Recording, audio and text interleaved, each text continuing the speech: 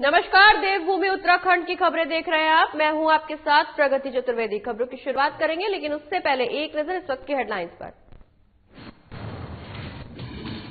2 दिवसीय दौरे पर मुख्यमंत्री त्रिवेंद्र सिंह रावत पहुंचे नैनीताल। एफटीआई सभागार हल्द्वानी में बीजेपी कार्यकर्ताओं से की बातचीत, कहा जनता से किए सभी वादे होंगे पूरे। देहरादून में बीजेपी विधायक ऋतु खंडूरी ने की प्रेस कॉन्फ्रेंस। पदाधिकारियों ने कैबिनेट द्वारा लिए गए फैसले का किया स्वागत। पति की पैतृक संपत्ति में महिलाएं भी होंगी खातेदार। जोशीमठ में एनटीपीसी के वरिष्ठ अधिकारियों और स्थानीय लोगों ने की बैठक। लोगों ने कंपनी के खिलाफ जताया गुस्सा, कहा अत्याधुनिक मशीनें लगाकर टनल को जल्द किया जाए साफ। विश्व प्रसिद्ध कॉर्बेट टाइगर रिजर्व में 13 साल बाद पक्षियों की गणना का काम हुआ खत्म। 12 रेंजों में 24 टीमें ने 3 दिनों तक किया काम। चलिए खबरों की शुरुआत करेंगे, जहां अपने 2 दिवसीय दौरे पर मुख्यमंत्री त्रिवेंद्र सिंह रावत नैनीताल जिले पहुंचे हैं, जहां सीएम ने एफटीआई सभागार हल्द्वानी में बीजेपी कार्यकर्ताओं से बातचीत की।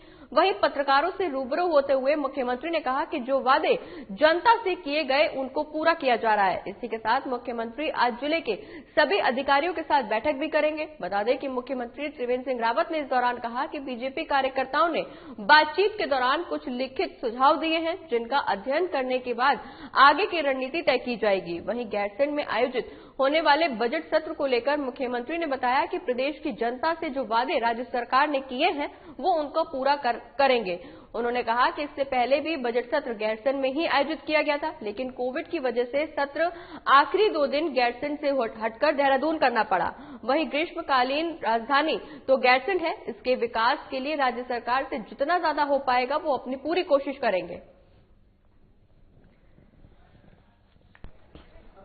के कार्यकर्ताओं ने सुझाव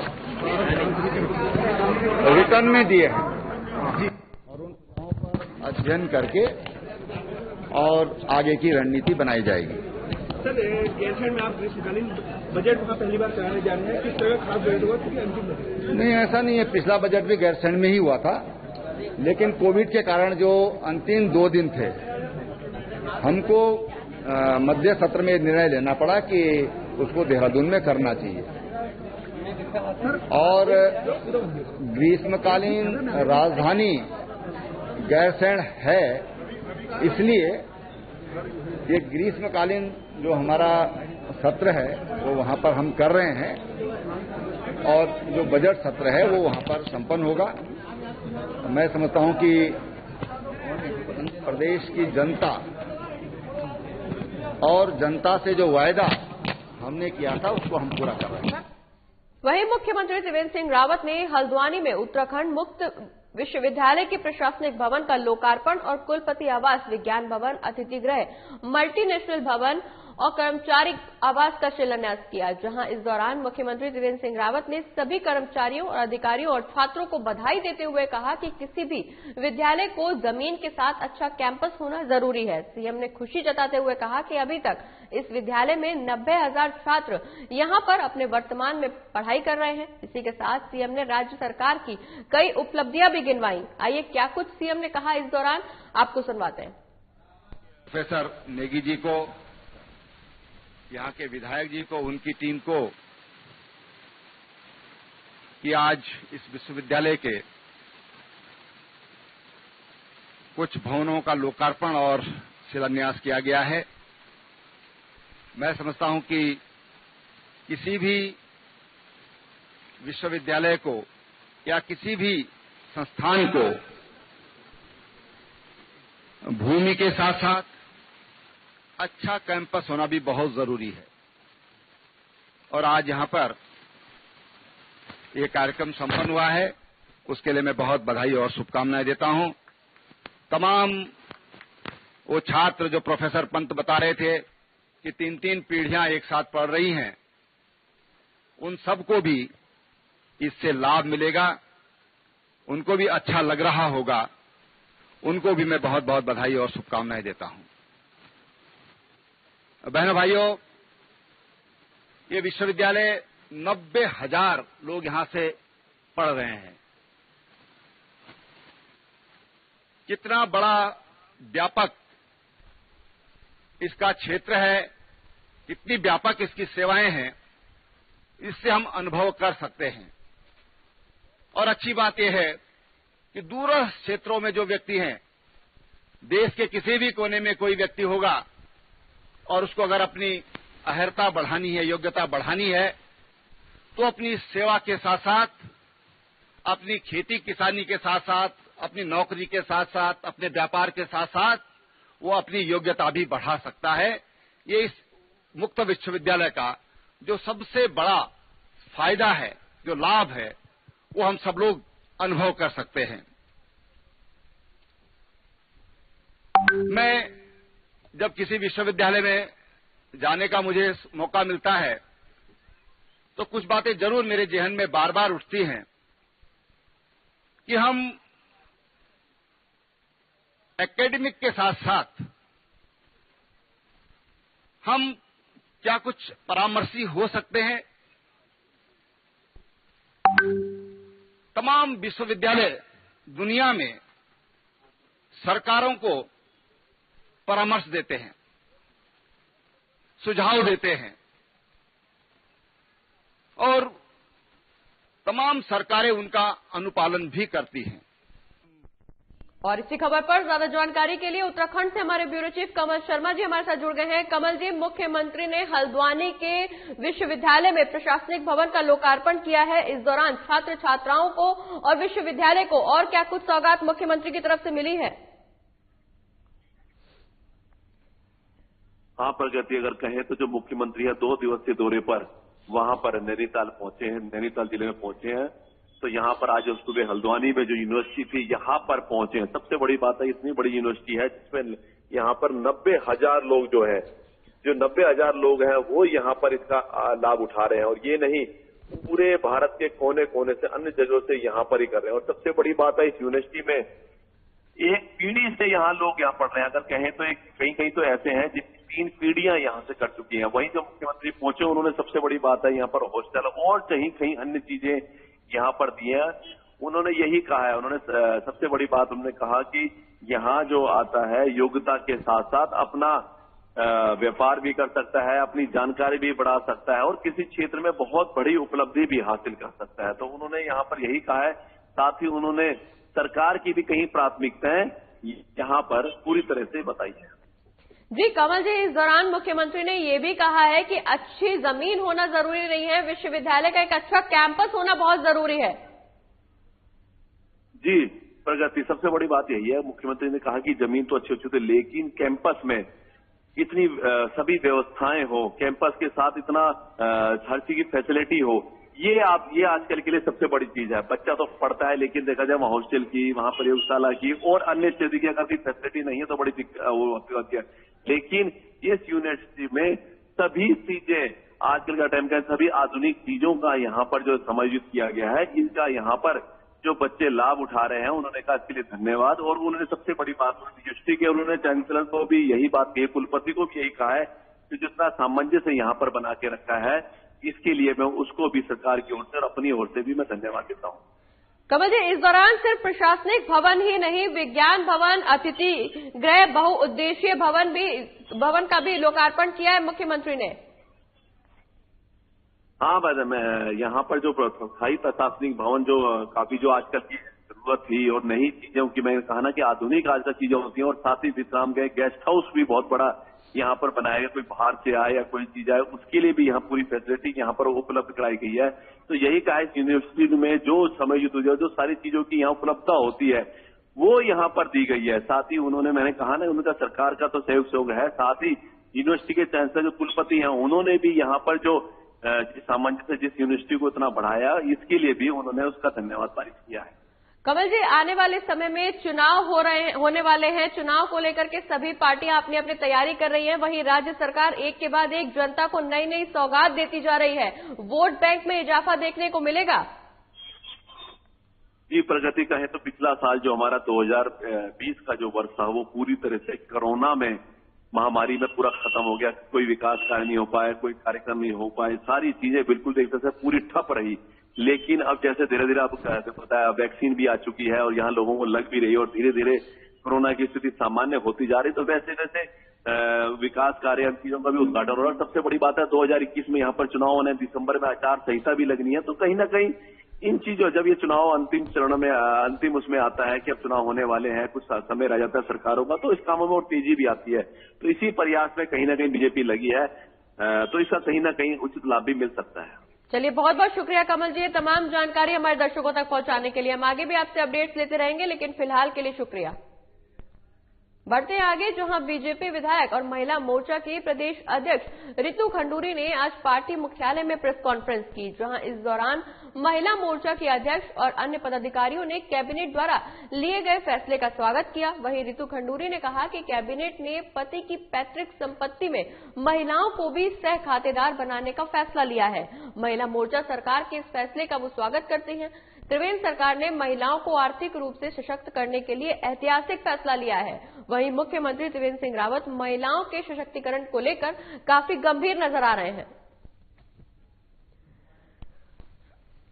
जो फैसला हुआ है हम महिलाओं के लिए ऐतिहासिक है, इसलिए संगठन की तरफ से भारतीय जनता पार्टी की जो महिला मोर्चा हम लोग यहाँ पर आज एकत्रित हुए हैं। एक तो अपनी सरकार को, आदरणीय मुख्यमंत्री श्रीमान त्रिवेंद्र सिंह रावत जी को धन्यवाद करना चाहते हैं कि ये एक ऐतिहासिक फैसला लिया गया है। आप सब जानते हैं, शायद आपने पढ़ा भी होगा आज, कि पैतृक संपत्ति में पत्नी का अधिकार होगा।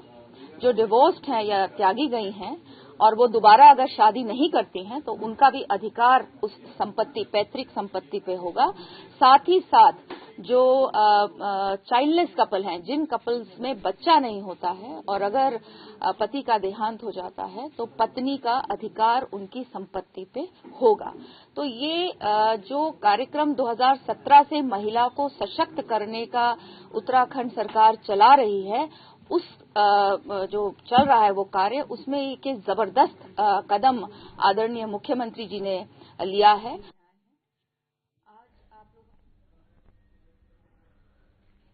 तो राज्य सरकार का एक ऐतिहासिक फैसला, जिसके चलते अब महिलाएं भी सह खातेदार होंगी पति की संपत्ति में। आपको बता दें कि त्रिवेंद्र सरकार ने महिलाओं के सशक्तिकरण को लेकर एक बड़ा और अहम कदम उठाया है, जिसके चलते त्रिवेंद्र सरकार ने अब ये फैसला लिया है कि पतियों की पैतृक संपत्ति पे अब महिलाओं का भी पूरा हक होगा।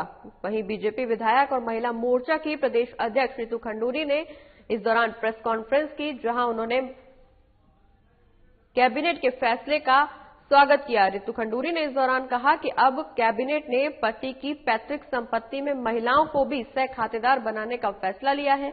महिला मोर्चा सरकार के इस फैसले का वो स्वागत करती है। तो त्रिवेंद्र सरकार ने महिलाओं के सशक्तिकरण को लेकर हमेशा प्रयास किए हैं। वहीं एक और अहम फैसला त्रिवेंद्र सरकार का, जहां महिलाएं अब पति की पैतृक संपत्ति में पूरी भागीदार होंगी। और इसी खबर पर ज्यादा जानकारी के लिए हमारे संवाददाता विकास शाह हमारे साथ जुड़ गए हैं। विकास, त्रिवेंद्र सरकार ने महिलाओं के सशक्तिकरण को लेकर एक और बड़ा और अहम फैसला लिया है। अब पतियों की संपत्ति पर महिलाओं का भी पूरा हक होगा। जी प्रगति, बिल्कुल त्रिवेंद्र सरकार की अगर बात करें तो लगातार महिलाओं के प्रति जो है बेहद संवेदनशील नजर आ रही है। वहीं अगर बात करें तो हाल ही दिनों में जो कैबिनेट बैठक हुई थी, कैबिनेट बैठक में ये निर्णय लिया गया था कि पति की पैतृक संपत्ति पर जो है महिलाओं को जो है सह खातेदार का जो है कैबिनेट में निर्णय लिया गया। और इसी को देखते हुए जो प्रदेश अध्यक्ष है महिला मोर्चा की, उन्होंने प्रेस कॉन्फ्रेंस की है और जो ये फैसला है कैबिनेट का, इसका स्वागत किया है। और अगर बात करें प्रगति जो त्रिवेंद्र सरकार की, तो लगातार त्रिवेंद्र सरकार जो है महिलाओं को आर्थिक रूप से मजबूत करने और महिला सशक्तिकरण की दिशा में ये एक ऐतिहासिक फैसला राज्य सरकार द्वारा लिया गया है।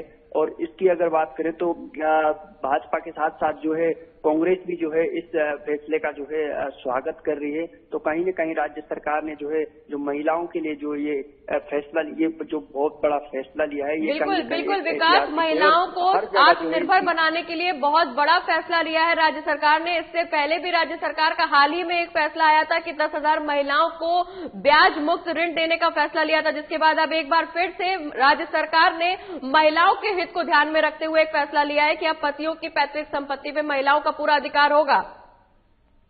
बिल्कुल प्रगति, जिस तरीके से जो ये राज्य सरकार द्वारा जो फैसला लिया गया है, महिलाओं को संपत्ति का अधिकार देने वाला जो ये फैसला लिया गया है, इससे उत्तराखंड देश का जो है पहला राज्य बना है। और निश्चित तौर पर कहा जा सकता है कि उत्तराखंड से जो है जो अलग अलग जो स्टेट हैं, जो राज्य हैं, वो भी कहीं न कहीं जो इससे एक प्रेरणा लेंगे। तो वहीं अगर बात करें, राज्य सरकार लगातार प्रयास कर रही है कि महिलाओं को किस तरीके से जो है सशक्त किया जाए। तो सशक्तिकरण, महिला सशक्तिकरण की दिशा में एक ये ऐतिहासिक पहल राज्य सरकार द्वारा की गई है। इसमें सबसे बड़ी बात है कि जो महिलाएं हैं, वो राज्य सरकार का यही कहना है कि जो महिलाएं, जो पहाड़ की जो महिलाएं हैं, मुख्यमंत्री खुद अपने संबोधन में कई बार कह चुके हैं कि जो पहाड़ की जो महिलाएं हैं, उनके जो सर से जो बोझ है वो हटाना है और महिलाओं को और सशक्त करना है। तो उसकी दिशा में जो मुख्यमंत्री ने ये पहल की है, ये काफी सराहनीय है। और चारों तरफ अगर राज्य की बात करें, चाहे विपक्ष हो, चाहे बिल्कुल विकास, बिल्कुल बहुत सराहनीय पहल है ये राज्य सरकार की। त्रिवेंद्र सरकार को हमने लगातार देखा है कि महिलाओं के सशक्तिकरण को लेकर राज्य सरकार हमेशा प्रयासरत रही है। वही एक और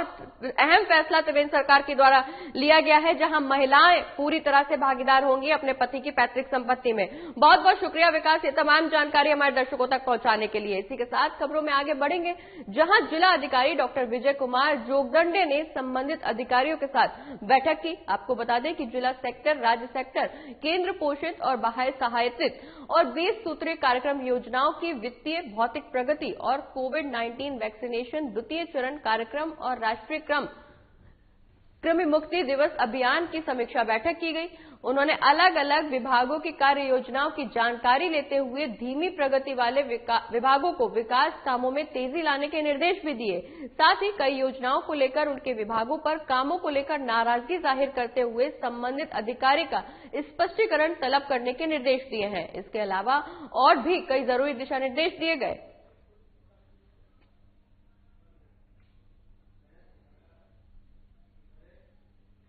और अगली खबर जोशीमठ से है, जहां एनटीपीसी के कार्यालय में एनटीपीसी के वरिष्ठ अधिकारियों और स्थानीय लोगों के बीच बैठक की गई, जहां बैठक में लोगों ने जमकर कंपनी के खिलाफ गुस्सा जताया। आपको बता दें कि प्रभावित लोगों ने कहा कि अब वो अपने खोए हुए लोगों के चेहरे कब देख पाएंगे, इस पर भी संशय की स्थिति है। लोगों ने पूर्व मंत्री राजेंद्र सिंह भंडारी की अध्यक्षता में एनटीपीसी के वरिष्ठ अधिकारियों से मांग की कि जल्द से जल्द अत्याधुनिक मशीनें लगाकर टनल को साफ किया जाए। साथ ही बराज के आसपास जहां जहां मलबा भरा हुआ है उसे भी हटवाया जाए, जिससे इसमें दबे लोगों के शव मिल सके। वहीं चमोली आपदा के 13वें दिन भी तपोवन सुरंग से मलबा निकालने का काम लगातार जारी है। बता दें कि अब तक 62 शव और 27 मानव अंग बरामद हो चुके हैं। वहीं 142 लोग अभी भी लापता हैं।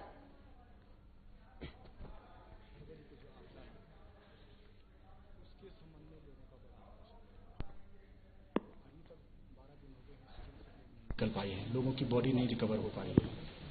मलबे में सारी बॉडियां जो है दफन हो रखी हैं, उनको नहीं निकाला जा रहा है, इसलिए लोगों का क्षेत्र में बहुत आक्रोश है। उनसे ग्राम के प्रधान और उनके साथ महिला मंगल के सदस्य हैं और कुछ ग्रामवासी मिलने आए थे। उनका यही शंका थी कि एनटीपीसी उनके लिए क्या, उनके जो परिजन जा चुके हैं उनके लिए क्या कर रहे हैं, क्या कर रही है।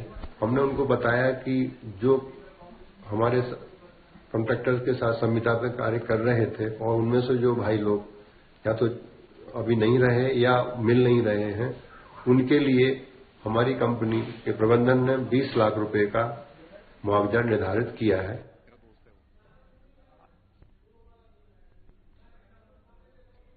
तो चमोली में आई आपदा में फंसे लोगों के लिए राहत बचाव कार्य लगातार 13वें दिन भी जारी है। बता दें कि 13 दिन बीत चुके हैं, जिस दौरान एक के बाद एक शवों को बाहर निकाला जा रहा है। वहीं इस दौरान 142 लोग अभी भी लापता हैं। आपको बता दें कि इस दौरान 62 शव और 27 मानव अंग बरामद हो चुके हैं। और इसी खबर पर ज्यादा जानकारी के लिए हमारे संवाददाता विकास शाह हमारे साथ जुड़ गए हैं। विकास, जो चमोली में आई आपदा को 13 दिन बीत चुके हैं, राहत बचाव कार्य लगातार जारी है। इस दौरान एनटीपीसी के वरिष्ठ सदस्यों के साथ में, वरिष्ठ अधिकारियों के साथ में स्थानीय लोगों की बैठक हुई है, जहां स्थानीय लोगों ने गुस्सा दिखाया है कंपनी के खिलाफ। जी बिल्कुल प्रगति, आज अगर बात करें तो आज जो रेस्क्यू अभियान है वो उसका पूरा 13 दिन हो चुके हैं और लगातार अभी जारी है। कहीं न कहीं जो लोग हैं, जो स्थानीय लोग हैं, उनमें काफी रोष देखने को मिल रहा है, काफी आक्रोश देखने को मिला है। और जो एनटीपीसी के जो कर्मचारी हैं, अधिकारी हैं, उनमें उन्होंने अपना गुस्सा प्रकट किया है और साफ तौर पर यह भी कहा है कि जल्द से जल्द आधुनिक जो हमारे जो लोग वहां पर फंसे हैं, जल्द से जल्द उनको जो है बाहर निकाला जाए ताकि हम उनका जो है चेहरा तक देख सकें। तो लोगों में काफी गुस्सा अभी भी जो है देखने को मिल रहा है। वहीं अगर कार्य की बात करें, रेस्क्यू ऑपरेशन की बात करें, प्रगति टनल है, टनल के करीब जो है 170 बिल्कुल विकास इस दौरान वहां मौजूद लोगों ने मांग की है कि मॉडर्न टेक्निक से जल्द टनल को साफ किया जाए ताकि उसमें फंसे लोगों को सुरक्षित बाहर निकाला जा सके, या जो लोग इस दौरान फंस गए हैं वहां पे मलबे में दबकर जिनकी मौत हो चुकी है, उनके शवों को जल्दी से जल्दी बाहर निकाला जा सके और उनके परिजनों को सौंपा जा सके।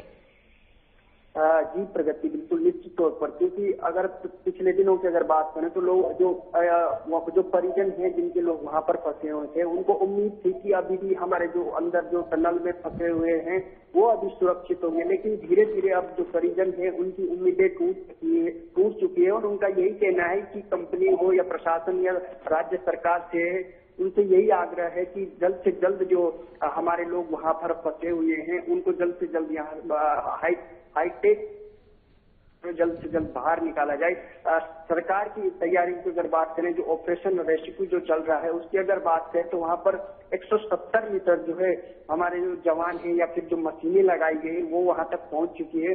और वहां पर जो, क्योंकि पिछले दिनों की अगर बात करें तो जो रेस्क्यू ऑपरेशन था वहां पर मशीनें लगाई गई है हाईटेक की, और वहां पर गाद के साथ जो है काफी मलबे के साथ जो है भारी मात्रा में पानी आ रहा था। तो इस वजह से जो रेस्क्यू ऑपरेशन था वो काफी धीमी गति से चल रहा था। तो इसके लिए वहां पर जो है अब टनल में पाइपलाइन बिछाई गई है, जो पानी है वो एक तरफ से जा रहा है और जो हमारी जेसीबी जो मशीनें वहां लगाई गई है हाईटेक जो मशीनें लगाई गई उससे जल्द से जल्द जो है ताकि जो अंदर जो शव है उनको जल्द से जल्द निकाला जा सके। जी बिल्कुल विकास, क्योंकि 13 दिन बीत चुके हैं, राहत बचाव कार्य हालांकि लगातार जारी है, लेकिन इतने दिन बीत जाने के बावजूद भी अभी तक 142 लोग लापता हैं। शायद यही वजह है कि स्थानीय लोगों का गुस्सा अब निकलकर बाहर सामने आने लगा है, जिस दौरान उन्होंने कंपनी के खिलाफ गुस्सा किया है कि जल्द से जल्द लापता लोगों को बाहर निकाला जाए।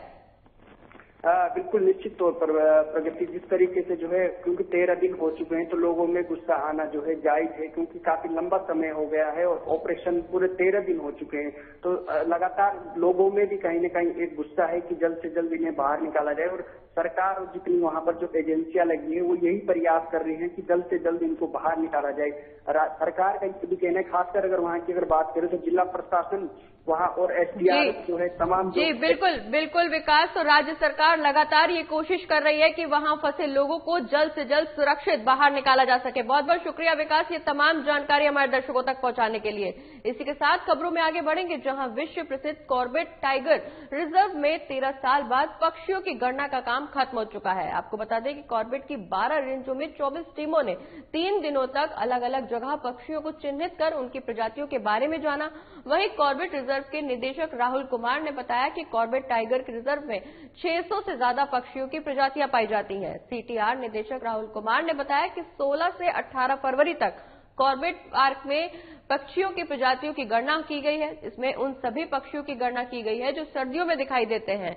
इनमें प्रवासी पक्षी की क्या प्रिंसेस है उसे भी मॉनिटर किया गया है। आपको बता दें कि बरसात में इस काम को दोबारा दोहराया जाएगा। वहीं कॉर्बेट टाइगर रिजर्व के पूरे लैंडस्केप में पक्षियों की क्या चेकलिस्ट है उसे भी तैयार किया जाएगा।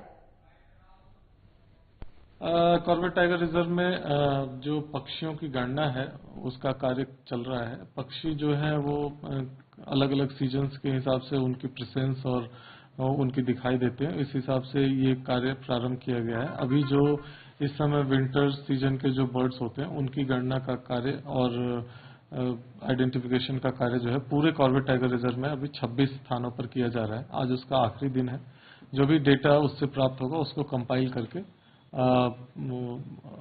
उसको सूचित किया जाएगा। और साथ ही साथ ये पूरे साल बारिश में और जो गर्मियों में और जो अलग अलग सीजन्स हैं उसको पूरे साल इसको कंडक्ट करके कॉर्बेट टाइगर रिजर्व में कुल कितने प्रजातियां हैं बर्ड्स की उसको संकलन करने का कार्य। बढ़ते हैं आगे और अगली खबर श्यामपुर से है, जहां एक विवाहिता दिव्यांग बेटे को साथ लेकर 2 साल से दर-दर की ठोकर खा रही है। आपको बता दें कि 6 साल पहले विवाहिता की शादी हरिद्वार श्यामपुर के रहने वाले एक व्यक्ति से हुई थी। वहीं ससुराल पक्ष की तरफ से विवाहिता के साथ दहेज उत्पीड़न के साथ साथ मानसिक उत्पीड़न भी किया गया और उसके मायके छोड़ दिया गया था। लेकिन शादी के बाद जब महिला को पहला बच्चा दिव्यांग पैदा हुआ तब महिला को और भी प्रताड़ना झेलनी पड़ी। वहीं विवाहिता ने इंसाफ के लिए कोर्ट में गुहार लगाई है।